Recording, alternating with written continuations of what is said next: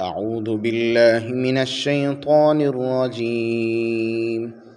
بسم الله الرحمن الرحيم. يا أيها الذين آمنوا إذا تداينتم بدين إلى أجل مسمى فاكتبوه وليكتب بينكم كاتب بالعدل ولا يأب كاتب أن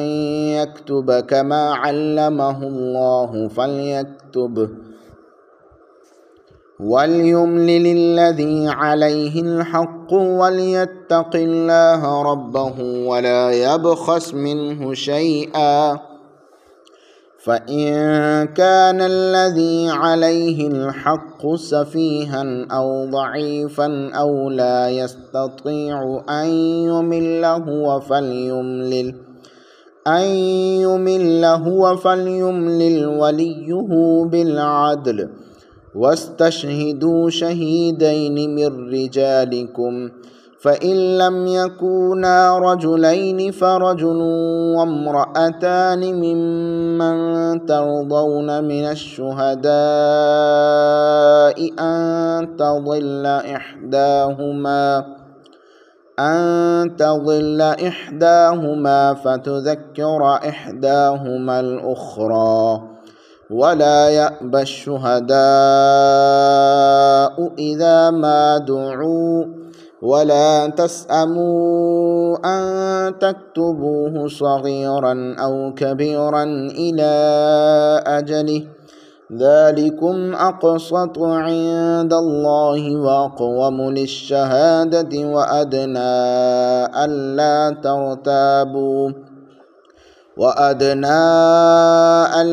ترتابوا إلا أن تكون تجارة حاضرة تديرونها بينكم فليس عليكم جناح ألا تكتبوها وأشهدوا إذا تبايعتم ولا يضار كاتب ولا شهيد وإن تفعلوا فإنه فسوق بكم واتقوا الله ويعلمكم الله والله بكل شيء عليم. وإن كنتم على سفر ولم تجدوا كاتبا فرهان مقبوضة فإن أمن بعضكم بعضا فليؤد الذي اؤتمن أمانته وليتق الله ربه ولا تكتموا الشهادة ومن يكتمها فإنه آثم قلبه والله بما تعملون عليم. أعوذ بالله من الشيطان الرجيم. بسم الله الرحمن الرحيم. يا أيها الذين آمنوا إذا تداينتم بدين إلى أجل مسمى فاكتبوا آمنت بالله صدق الله العظيم رب اشرح لي صدري ويسر لي أمري واحلل عقدة من لساني يفقهوا قولي. الصلاة والسلام عليك يا رسول الله وعلى آلك وأصحابك يا حبيب الله. الصلاة والسلام عليك يا رحمة للعالمين وعلى آلك وأصحابك يا محبوب رب العالمين. آج हमारा दरस सूरह बकरा शरीफ के आयत नंबर 282 और 283 पर मुश्तमिल है। इन आयात तय्यबात में बाहमी मामलात के मसाइल तफसील के साथ बयान किए गए हैं। बतौर ख़ास आयत नंबर 282 ये कुरान शरीफ की सबसे लंबी आयत है और इन दो आयात में जो अहकामात बयान किए गए हैं उनका खुलासा ये है कि अल्लाह ताला इरशाद फरमा रहे हैं जो तुम एक दूसरे के साथ उदार लेन देन करते हो उसे ज़रूर लिख लिया करो, शर्माया न करो ताकि बाद में गलत फहमियाँ और रंजिशें पैदा न हों और नौबत लड़ाई झगड़े और मुकदमात तक न पहुँचे और न ही आपस के ताल्लुकात कशीदा हों। और जब लिखने लगो तो मामले की सारी तफसील यानी मिकदार, किस्म, अदायगी का मुकर्रर वक़्त वगैरह ये सब लिख लिया जाए। ये लिखना اگرچہ واجب کے درجے میں تو نہیں ہے، ایک مشورتاً اور بہتری کے لیے یہ باتیں ارشاد فرمائی گئی ہیں، لیکن ان کے جو فوائد ہیں، ان کی اہمیت ہے، وہ اپنی جگہ مسلم ہے۔ جب معاملہ لکھ لیا جائے تو بندہ دوسرے سے مطالبہ کرنے کا بھی حق رکھتا ہے۔ حق سے مراد یہ کہ پھر وہ دلیل کے ساتھ بات کو پیش کر سکتا ہے، اس کی بات مزید مضبوط ہو جاتی ہے۔ تو جہاں یہی باتیں تفصیل کے ساتھ بیان کی گئی ہیں،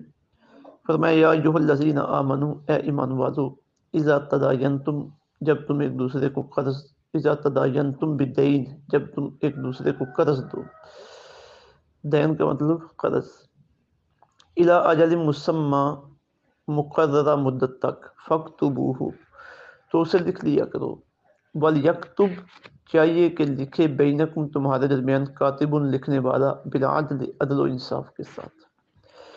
ولا یأبی، اور نہ انکار کرے، کاتب، لکھنے والا، ان یکتب، لکھنے سے، کما علمہ اللہ، جیسے سکھایا ہے اس کو اللہ نے، فلیکتب، بس وہ بھی لکھ دے، ولیملل، اور لکھوائے، الذی، وہ شخص، علیہ الحق، جس کے ذمہ حق ہے، یعنی جو قرضہ لے رہا ہے، لکھنے کے جو اخراجات ہیں وہ برداشت کرے گا، ولیتق اللہ، اور ڈرے اللہ سے، ربہ، جو اس کا پروردگار ہے، ولا یبخس، اور نہ کمی کرے، منہ، اس سے، شیئا، ذرا سا بھی، فإن کان الذی، پھر اگر وہ شخص، علیہ، جس کے اوپر الحق کو قرض ہے، سفیہن، بے وقوف ہو، اور ضعیفاً، یا کمزور ہو، او لا یستطیع، یا اس کی طاقت نہ رکھتا ہو، ان یمل، کہ خود لکھا سکے، ہوا وہ، فلیملل، تو پھر لکھائے، ولیہ، اس کا سرپرست، بالعدل، انصاف سے، واستشہدوا، اور بنا لیا کرو گواہ، شہیدین، دو گواہ، من رجالکم، اپنے مردوں میں سے، فإن لم یکونا رجلین، اگر دو مرد نہ ہوں تو، فرجل، ایک مرد، وامرأتان، اور دو عورتیں، ممن ترضون، ان لوگوں میں سے جنہیں تم پسند کرتے ہو، من الشہداء، گواہی کے لیے،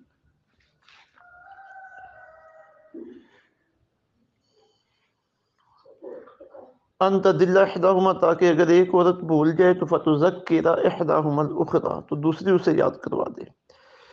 ولا یأبی، اور نہ انکار کرے، شہداء، گواہ، اذا ما دعوا، جب بلایا جائے انہیں، ولا تسأموا، اور نہ اکتایا کرو، ان تکتبوہ، اسے لکھنے سے،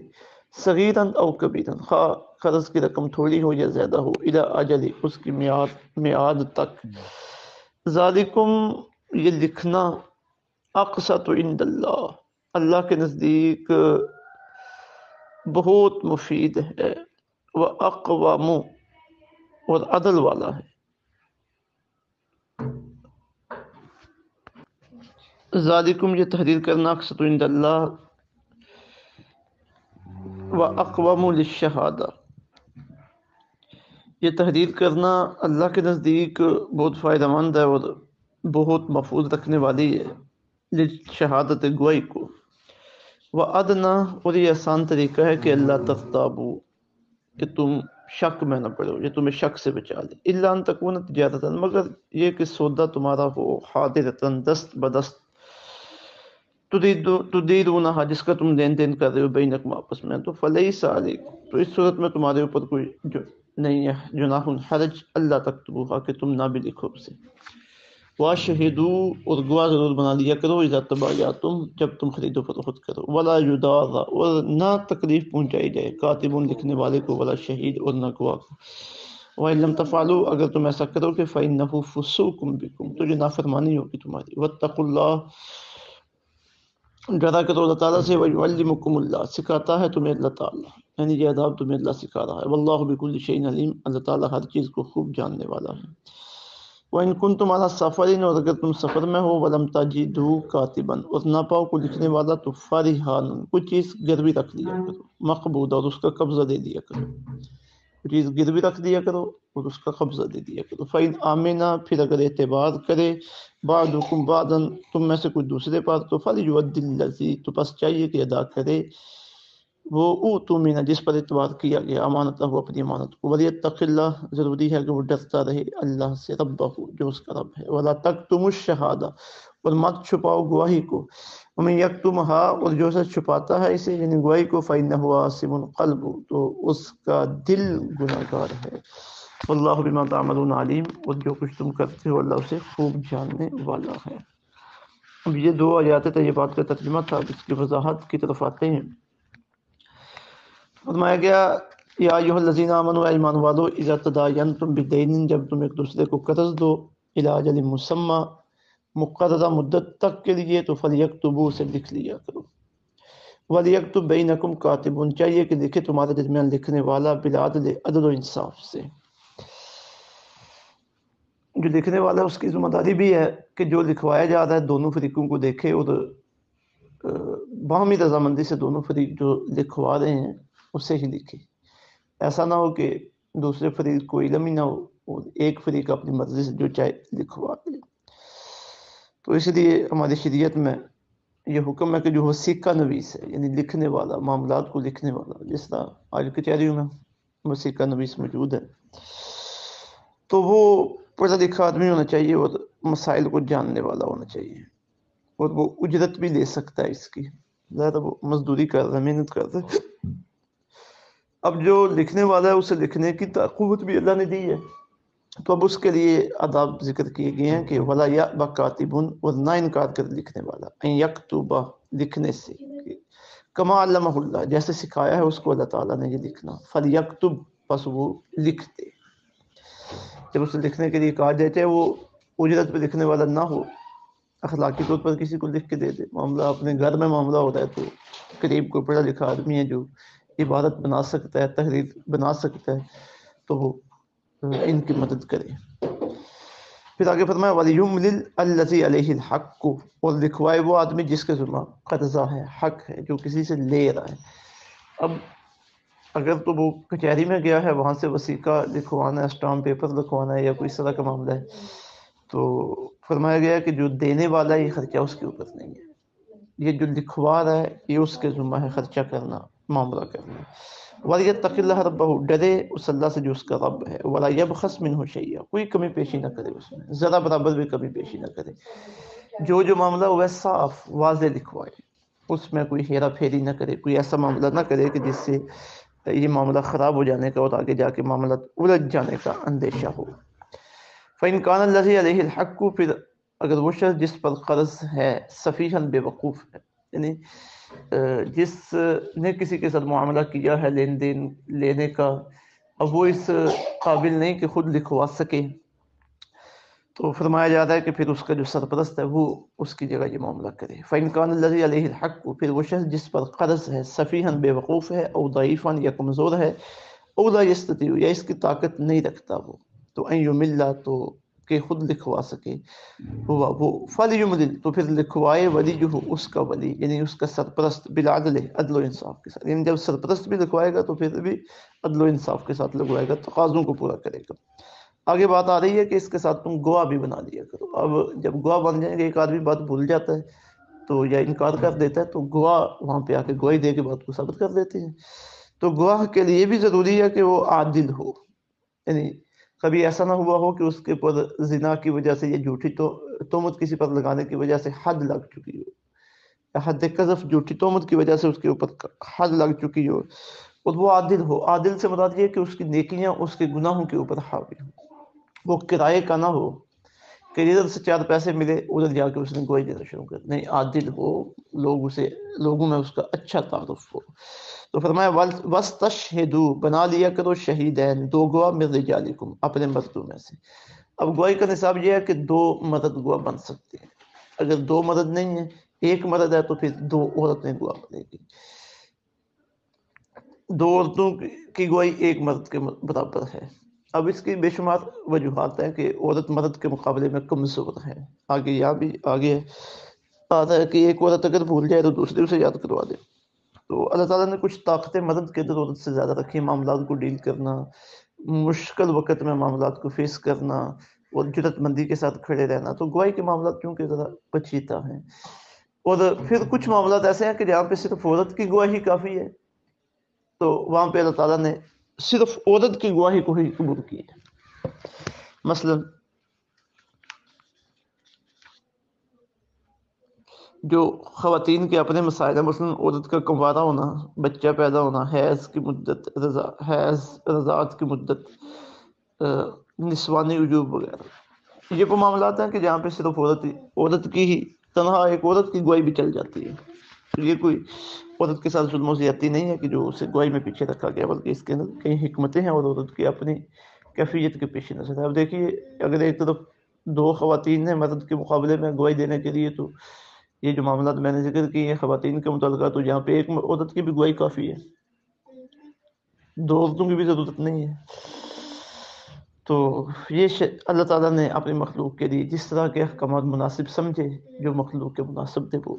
بیان فرما دیے ہیں. تو فرمایا وَاسْتَشْهِدُوا شَهِيدَيْنِ مِن رِجَالِكُمْ، بنا لیا کرو دو گواہ اپنے مردوں میں سے. فَإِن لَّمْ يَكُونَا رَجُلَيْنِ، اگر نہ ہو دو مرد، فَرَجُلٌ، تو ایک مرد کو گواہ بناؤ،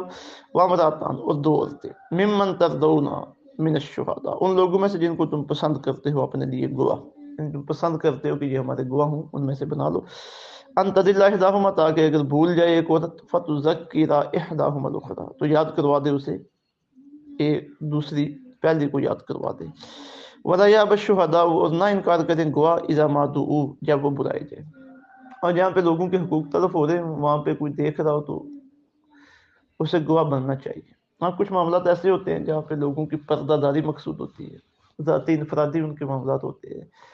تو وہاں اگر بندہ پردہ ڈال دے، نہ بھی گواہ بنے تو اجازت ہے. لیکن جہاں پہ کسی کا حق تلف ہو رہا ہو، کسی کی جان جا رہی ہو، کسی کا مال جا رہا ہو، قیمتی سرمایہ کسی کا ضائع ہو رہا ہو، اور جو بندہ موجود ہے اسے گواہ بننا چاہیے، تو انکار نہ کرے وہ. وَلَا تَسْأَمُوا، اور نہ اکتایا کرو، ان تکتبوہ، اسے لکھنے سے، صغیراً او کبیراً، خواہ تھوڑی رقم ہو یا زیادہ رقم ہو، الی اجلہ، مقررہ میعاد کے لیے. تو فرمایا جا رہا ہے اسے اکتایا نہ کرو، بلکہ اسے لکھ لیا کرو. ذالکم اقسط عند اللہ، یہ اللہ کے نزدیک بہت انصاف والی بات ہے. واقوم للشہادہ، اور گواہی کو بہت درست رکھنے والی بات ہے. وادنا، اور بہت قریب ہے کہ اللہ ترتابو، تم شک و شبہ میں نہ پڑو. الا ان تکون تجارتا، اب اجازت آگے آ رہی ہے کہ کئی معاملات ایسے بھی ہوتے ہیں کہ بغیر لکھے بھی کام چل جاتا ہے، اور وہاں پہ آگے الجھنے کی اور جھگڑے کی جو ہے نا صورتحال نہیں بن سکتی، تو وہ ذکر کر دیا گیا ہے. الا ان تکون تجارتاً، مگر یہ کہ تجارت ہو تمہاری، حاضرتاً، نقد، تدیرونہا بینکم، جس کا تم آپس میں لین دین کرو. فلیس علیکم جناح اللہ تکتبوہا، تو اب تمہارے اوپر کوئی گناہ نہیں ہے کہ تم اسے نہ لکھواؤ. واشہدوا، اور گواہ بنا دیا کرو، اذا تبایعتم، جب تم خرید و فروخت کرو. ولا یضار کاتب ولا شہید، فرمایا نقصان نہ پہنچایا جائے کسی لکھنے والے کو اور نہ گواہ کو. اب جو گواہی دے رہا ہے تو دوسری پارٹی کو سے یہ دھمکی نہ دے یا مارے نہ یا کچھ تکلیف نہ پہنچائے کہ تو نے گواہی یہ کیوں دی ہے، اور لکھنے والے کو بھی وہ تکلیف نہ پہنچائے، یہ تو تمہارے فائدے کے کام کر رہے ہیں، انہیں کیوں تکلیف دیتی ہو. تو یہ انہیں تحفظ فراہم کیا گیا ہے، گواہی دینے والے کو اور لکھنے والے کو. واشہدوا اذا تبایعتم ولا یضار کاتب ولا شہید وان لم تفعلوا، اگر تم ایسا کرو کہ فانہ فسوق بکم، بے شک یہ تمہاری نافرمانی ہوگی. واتقوا اللہ، اللہ سے ڈرتے رہو. ویعلمکم اللہ، اللہ تمہیں سکھاتا ہے. اب یہ ساری باتیں اللہ ہی سکھا رہا ہے ہمیں. واللہ بکل شیء علیم، اللہ تعالیٰ ہر چیز کو جاننے والا ہے. اب بات آ گئی ہے سفر کی. اب سفر میں بندہ گیا ہے اور راستے میں کسی سے کوئی چیز لینی پڑ گئی ہے اور وہاں پہ کوئی لکھنے والا نہیں ہے، تو اب وہاں پہ کیا کیا جائے. تو یہ احکامات آ رہے ہیں کہ وہاں کوئی چیز گروی رکھ دو، چیز گروی رکھ دو. جب تم نے وہ چیز واپس کرنی ہے قرضہ، تو اپنی چیز لے لو. اب جو چیز گروی رکھی جاتی ہے، یہ چیز کی سفر میں بھی اجازت ہے اور حضر میں بھی، یعنی عام حالات میں بھی اجازت ہے. لیکن یہ مسئلہ بہت ضروری ہے کہ جو چیز کہیں پہ گروی رکھی گئی ہے اس سے فائدہ اٹھانا جائز نہیں. میں نے کسی کو 1000 روپیہ دیا، اس نے اپنا موبائل میرے پاس گروی رکھ دیا، تو اب موبائل جوں کا تو ہی پڑا رہے گا، اس سے میں فائدہ نہیں اٹھا سکتا. اگر فائدہ اٹھاؤں گا تو وہ سود کے زمرے میں آئے گا.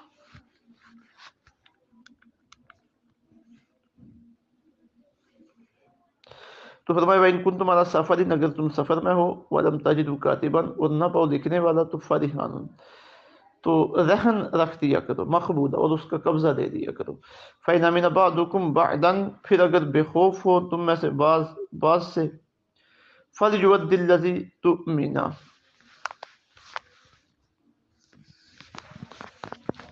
فَإِنْ أَمِنَ بَعْضُكُمْ بَعْضًا، پھر اگر اعتبار کرے تم میں سے کوئی